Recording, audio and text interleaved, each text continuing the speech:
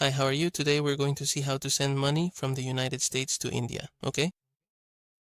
Well, this process is quite simple. We're going to go to our browser, type in Western Union, and click on the first result.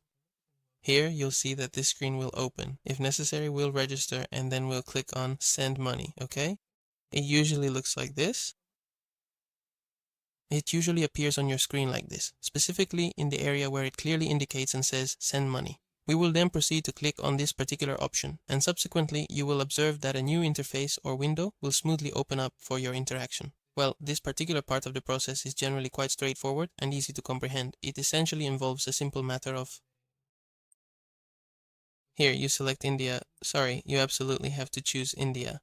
Here we have India selected, and now we can clearly see directly that, for example, a sum of 800 United States dollars is equivalent to this specific amount in the local Indian currency. So here we're going to set how we want to send the money to the person, and we're also going to choose how we want to pay. The fastest way is with a credit card. With a debit card. And, well, it's the simplest way. Now we're going to click on Continue, and we'll have to fill in the recipient's information to send them the money. It's pretty straightforward. And well, if this video helped you, please leave a comment and subscribe.